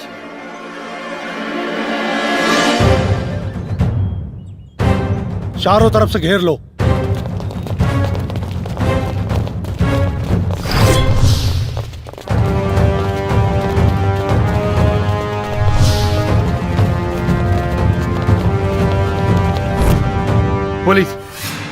पुलिस ने हमें चारों ओर से घेर लिया है।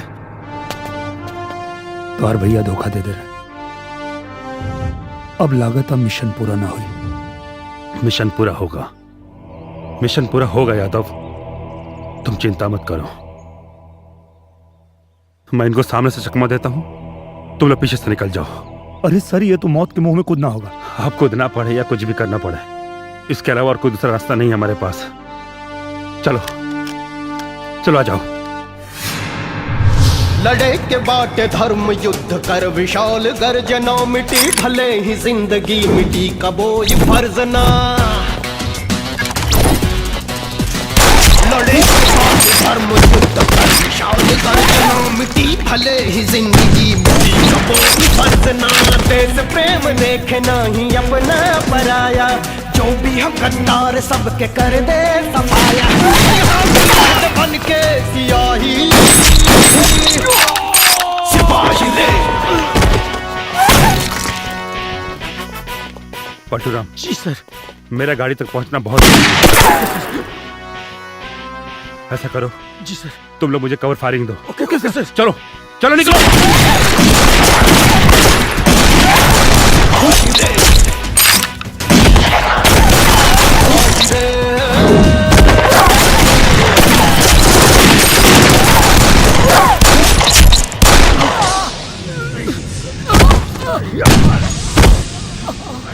कटवारू पलटू जय साहब।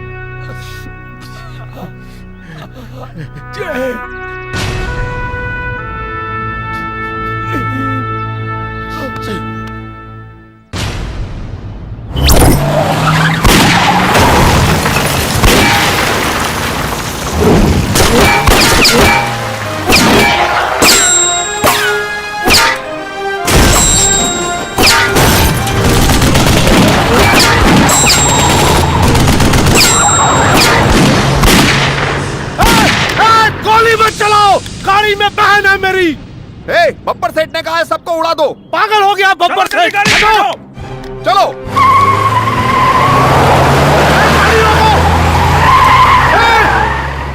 हाथ ऊपर कीजिए एसपी साहब। तुम यहाँ गाड़ी में? मेरी बहन कहाँ है? यादव, मेरी बहन कहाँ है? क्या हुआ? बात जब खुद पे आई तो सख्ते में आ गए। मैं अपने मकसद की कामयाबी के लिए किसी लड़की का इस्तेमाल नहीं करूंगा। चिंता मत कीजिए, आपकी बहन सुरक्षित है। अमरपाली, आर यू ओके बेटा? जाइए मैडम जी, इनके साथ गाड़ी में जाइए। नहीं यादव, मैं तुम्हें यहाँ इस हाल में छोड़ के नहीं जा सकती, वो भी इनके साथ। इन्होंने सिर्फ तुम्हें ही नहीं मुझे भी धोखा दिया। आई डोंट ट्रस्ट यू भैया। मैं कह रहा हूँ गाड़ी में जाइए, बैठिए आप। चिंता मत करिए, मुझे कुछ नहीं होगा।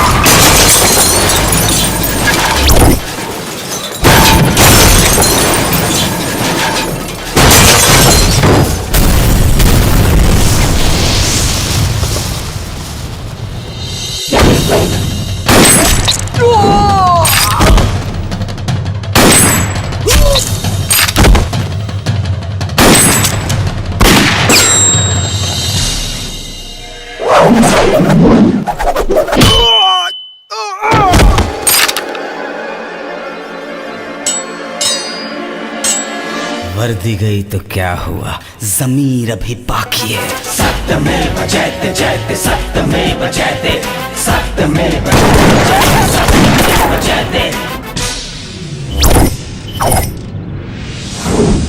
सिपाही रे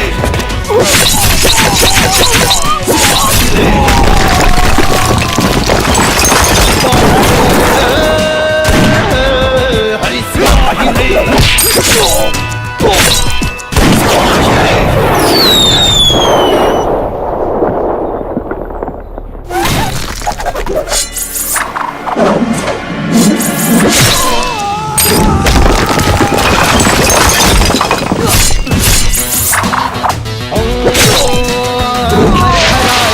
भीजे शेर ईद दे, पलक झपकते दुष्ट जन के खेल सब बिगाड़ दे। तीन रंग वाला सर पे जब कफन की मोड़ दे, माँ भारती के लाल रूप के मोड़ दे। सामने टिके लगे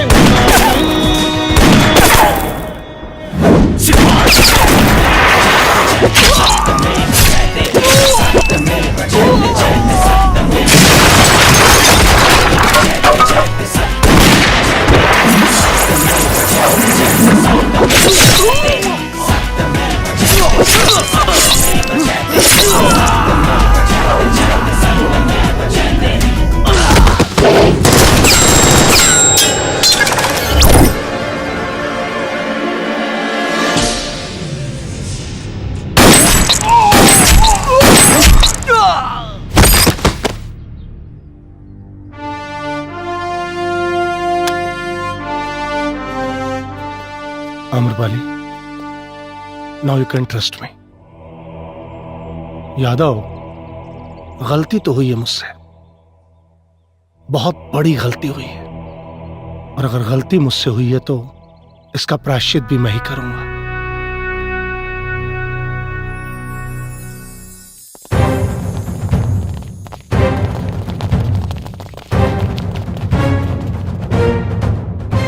कहा रे एसपी, युवा कैसे रे? भौंके आयल बड़े, भौंक भौंक। भौंके ना, काटे आयल बानी। सिपाही रे सिपाही रे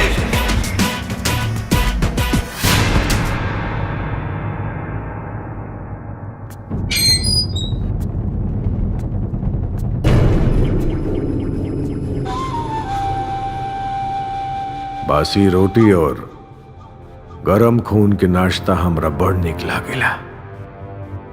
कसम खुदा की यादा, तो एजा आके हमार नाश्ता बन गईले। तोरा के नाश्ता नसीब होई कि ना इतने के पता, लेकिन आज कुत्तन के भर पेट भोजन जरूर मिली।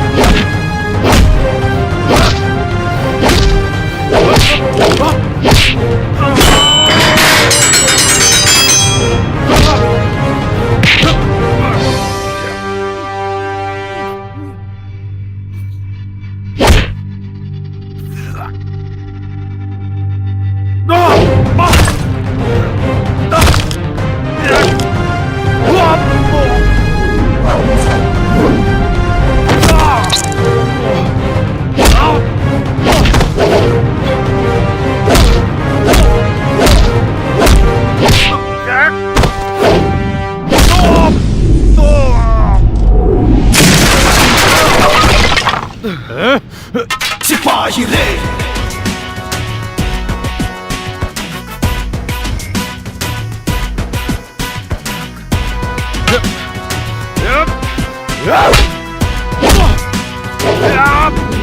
सिपाही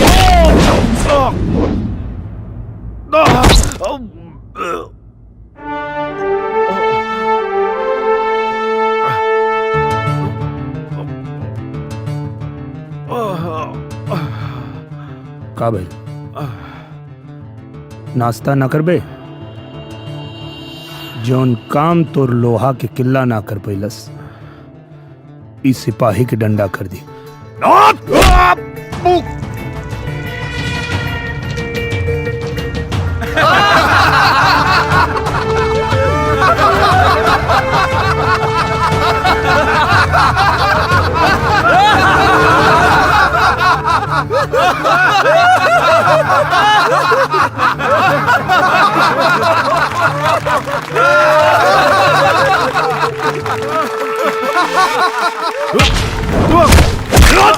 देख आ गई ले देश के कर्णधार अपने ईमान धर्म के तोरा पास गिरवी रख के यहाँ आइल बाणे आजादी के जश्न मनावे।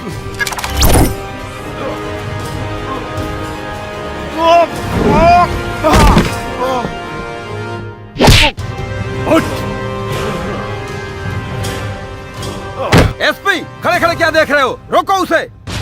नहीं सर, आज यादव को कोई नहीं रोक सकता।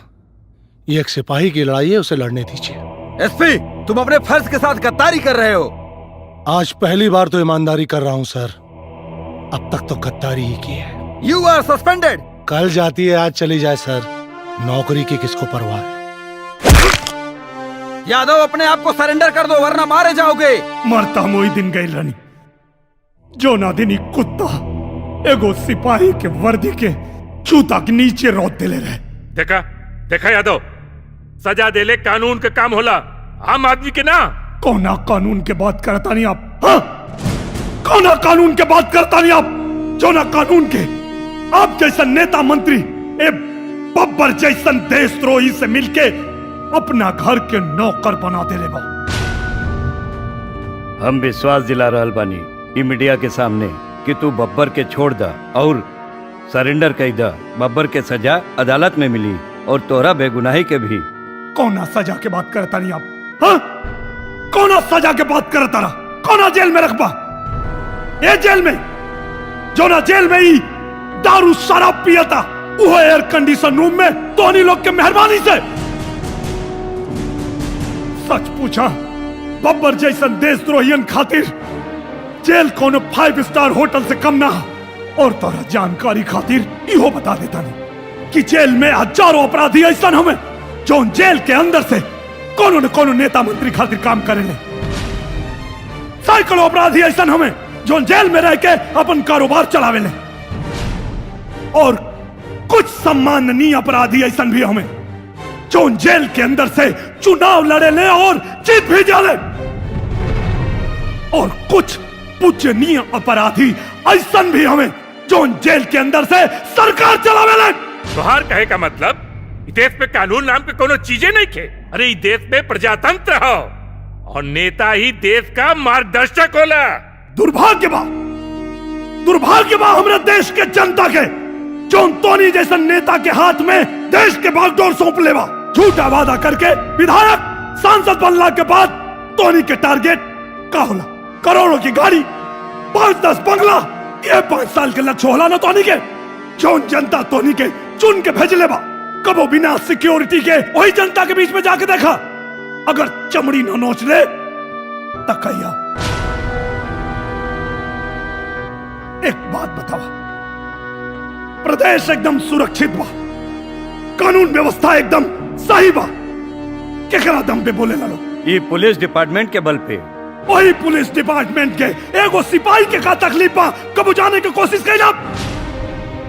धोनी के तनख्वाह मिलेला लाख रुपया बिना टीडीएस कट ले, और हमनी के 20,000 वो टीडीएस काट के।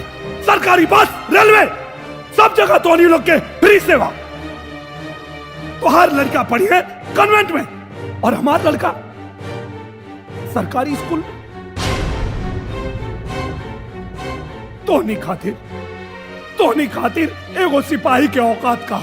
सिपाही देश का असली हीरो होता है। अच्छा, तो एगो ईमानदार सिपाही से अपने बेटी के बियाह करवा? कबल चुप कहे हो गए लोग? ओकरा खातिर तो तू लोग आईएएस पीसीएस कोनो नेता मंत्री के खानदान ढूंढेला लोग। अरे सच बात तई है कि तोनी लोग के नजर में एगो सिपाही के औकात नौकर से ज्यादा नहीं है, लेकिन हमनी के वर्दी तोहरा बेटा के स्कूल छोड़े खातिर नहीं खे पहन ले। तोहरा घर में पार्टी होई तो वहां मेहमान के स्वागत करे खातिर नहीं खे पहन ले। आज बताई हम कि एगो सिपाही के औकात का होला। देखा यादव, तोरा से एक्के गो बिनती बा, तू बब्बर जैसन अपराधी के मार के गुनाह मत कर। आज तई गुनाह करब ही गुनाह, काहे कि अगर आज हम भी गुनाह ना करब तो ये हरामी पता ना और कितना गुनाह करी, पता ना और कितना परिवार के बर्बाद करी। आज तो हम ही गुनाह कर, काहे कि उतनी दूर नहीं खे जब एक जैसन कतली ई देश चलई है, और ही हम ओखे ना दे हिंदुस्तान के कतली ना चलई है। यादव,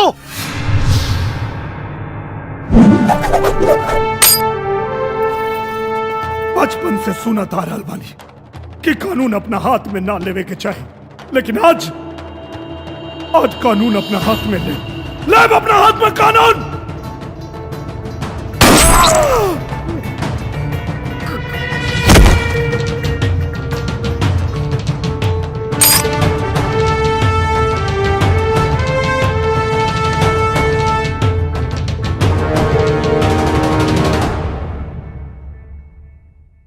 भारत माता की जय। सिपाही सत्यमेव जयते जयते सत्यमेव जयते। सिपाही सत्यमेव जयते जयते सत्यमेव जयते। सिपाही जयते जयते सत्यमेव जयते। सिपाही सत्यमेव जयते जयते सत्यमेव जयते।